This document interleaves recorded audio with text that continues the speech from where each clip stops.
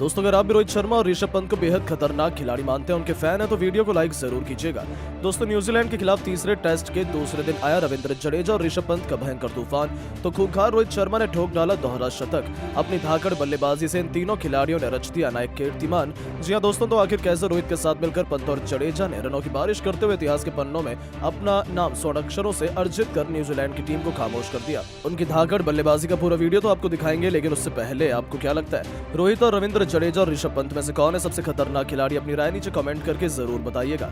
दोस्तों, 2-0 से test series जीतकर तो न्यूजीलैंड का घमंड आसमान छू रहा था, लेकिन उन्हें अंदाजा भी नहीं था कि बदले की आग में तड़प रही टीम इंडिया तीसरे टेस्ट मैच में उनका हाल बेहाल करने वाली है। जी हां, सबसे रोमांचक तीसरे टेस्ट मैच में मुंबई के वानखेड़े क्रिकेट स्टेडियम में कप्तान टॉम लैथम ने पहले बैटिंग करने का फैसला किया, लेकिन उन्हें पता भी नहीं था कि यह फैसला अपने पैरों पर ही कुल्हाड़ी मारने के समान साबित होगा।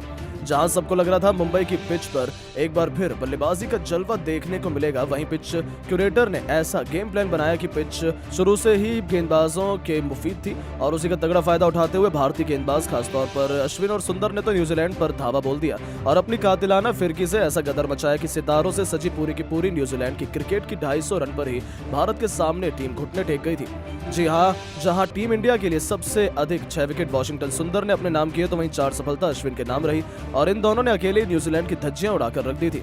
ऐसे में टीम इंडिया के पास मौका था न्यूजीलैंड पर बहुत बड़ा लीड बनाने का। ऐसे में जब मैच शुरू हुआ तो भारतीय टीम की तरफ से रोहित शर्मा और यशस्वी जायसवाल ने ओपनिंग की। हालांकि पहले दिन का खेल खत्म होने तक टीम इंडिया केवल 50 रन बना पाई थी और हमारे 3 बल्लेबाज पवेलियन लौट गए थे। यशस्वी 12, विराट 3 तो गिल 14 रनों का स्कोर देकर वापस पवेलियन चले गए। ऐसे में टीम इंडिया काफी दबाव में थी। दूसरे दिन भारतीय क्रिकेट टीम को संभालना था। हमारी टीम मुश्किल में थी, लेकिन फिर मैदान में उतरे पिछले कप्तान रोहित ने ऋषभ पंत के साथ मिलकर वो कारनामा कर दिखाया। तीसरे टेस्ट के दूसरे दिन ही न्यूजीलैंड की करारी हार 90% सुनिश्चित हो चुकी थी। जी हां दोस्तों, शानदार फॉर्म में चल रहे ऋषभ पंत ने सुबह सुबह आते ही विकेट के सामने तीर की तरह खूबसूरत स्टेट ड्राइव से अपना खाता खोला। उन्होंने अपने तेवर गेंदबाजों को दिखा दिए थे। बस फिर क्या था, जब आगाज इतना शानदार हो तो अंजाम की क्या ही बात करें।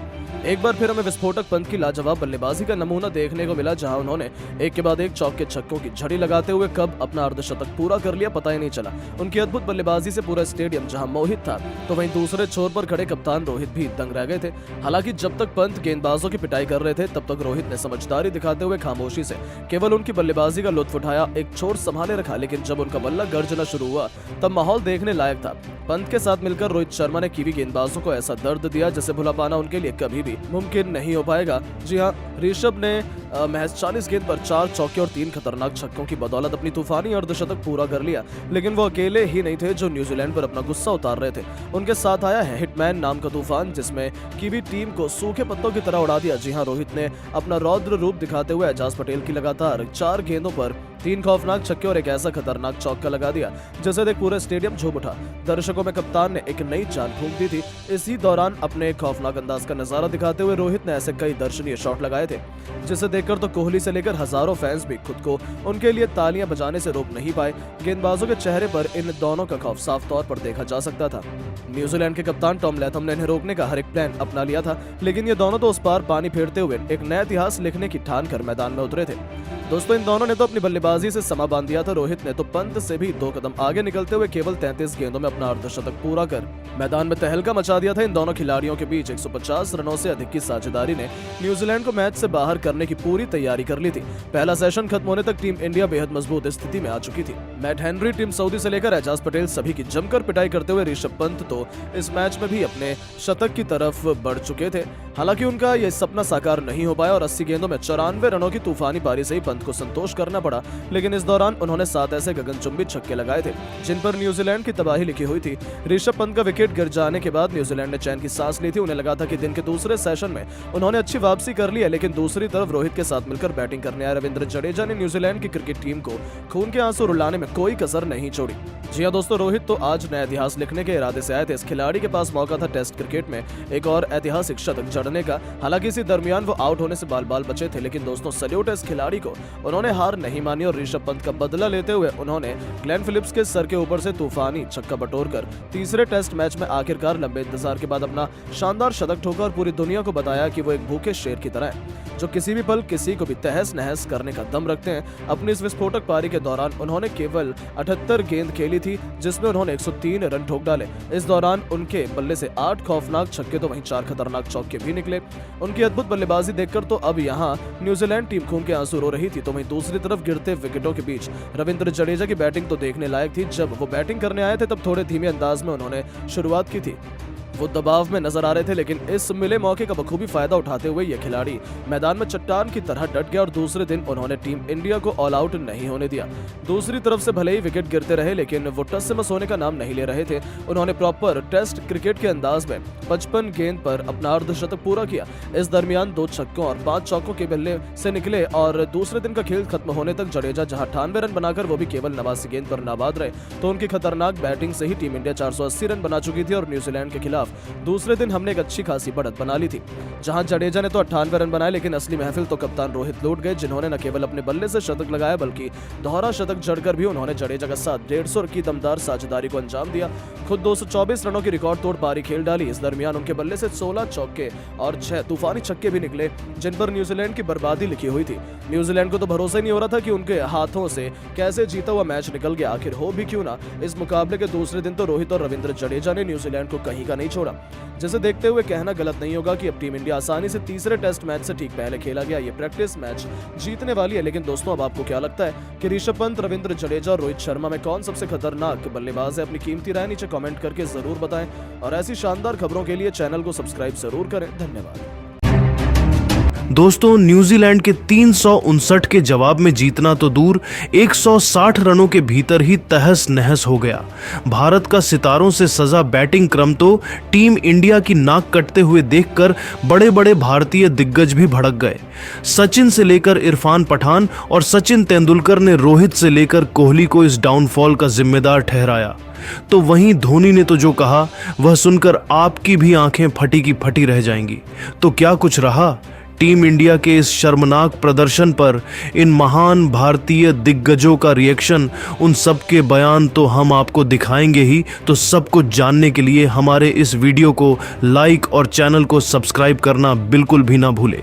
दोस्तों, घमंड में चूर न्यूजीलैंड की क्रिकेट टीम भारत में आकर इतना बुरा हाल कर देगी, किसी ने सपने में भी नहीं सोचा था।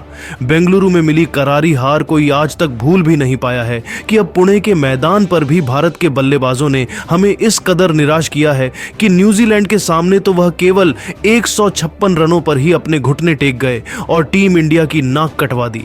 जी हां, 259 के स्कोर का पीछा करते हुए पहली पारी में ही न्यूजीलैंड ने 103 रनों की लीड बनाई, तो अपनी दूसरी पारी में भी न्यूजीलैंड ने 255 रन ठोक डाले, जिसकी वजह से टीम इंडिया को 359 रनों का लक्ष्य चौथी पारी में चेस करने को मिला था। पूरा हिंदुस्तान अपने सुपरस्टार खिलाड़ियों से उम्मीद कर रहा था कि वह अपनी टीम को जीत दिलाएंगे, लड़ाई करेंगे। लेकिन दोस्तों, भारत के यह धुरंधर तो न्यूजीलैंड के सामने इस कदर घुटने टेक जाएंगे, कोई सपने में भी नहीं सोच सकता था। जहां भले ही यशस्वी जायसवाल ने तूफानी 87 रन बनाकर इंटेंट दिखाया, लेकिन उनके अलावा कोई भी खिलाड़ी मैदान में टिक भी नहीं पाया। रोहित 8 तो गिल 23, कोहली केवल 17 रन बना पाए, तो पंत का तो खाता भी नहीं खुला।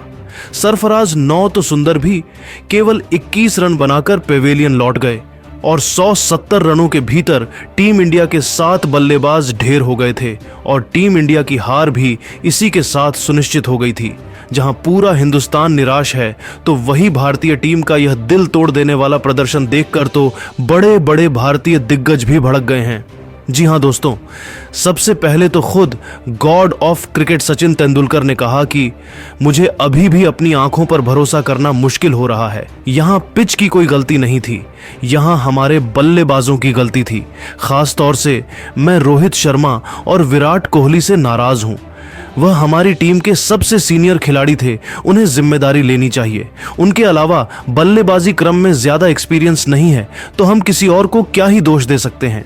यह टीम इंडिया के लिए वर्ल्ड कप जितनी ही बड़ी हार है, जिसे सहन कर पाना मुश्किल है। तो वहीं दोस्तों सर, सुनील गावस्कर ने तो अपनी सारी भड़ास निकालते हुए कहा, गौतम गंभीर के युग को भारत का स्वर्णिम युग माना जा रहा था। सबको लगा था कि गंभीर तो टीम इंडिया का झंडा और भी ऊंचा करेंगे, लेकिन गंभीर और रोहित ने मिलकर के हमारी नाक कटवा दी। अब यहां पिच और कंडीशन की गलती थोड़ी है, एक गेंदबाज आता है, वह आपके खिलाफ 7-7 विकेट ले जाता है। हमारे बल्लेबाज ऐसे खेल रहे थे जैसे कोई मजाक चल रहा हो। हम अपने घर पर नहीं खेल पा रहे हैं, ऑस्ट्रेलिया और इंग्लैंड में जाकर हम कैसे जीतेंगे? उनके अलावा इरफान पठान का कहना है कि मैं क्या ही कहूँ, मुझे समझ नहीं आ रहा है। टीम इंडिया का इतना बड़ा डाउनफॉल कैसे आ सकता है? इसकी क्या वजह है? अब यहाँ ना पिच की गलती है और ना ही गेंदबाजी क्रम न्यूजीलैंड का उतना खतरनाक था। यहाँ हमारे सारे बल्लेबाज अपनी गलती से आउट हुए, चाहे रोहित हो, चाहे कोहली हो, चाहे ऋषभ हो, चाहे यशस्वी हो। हर एक खिलाड़ी बहुत ज्यादा ओवर कॉन्फिडेंट था और उसका खामियाजा हमें भुगतना पड़ रहा है। क्या यह भारत के टेस्ट डोमिनेंस के खत्म होने की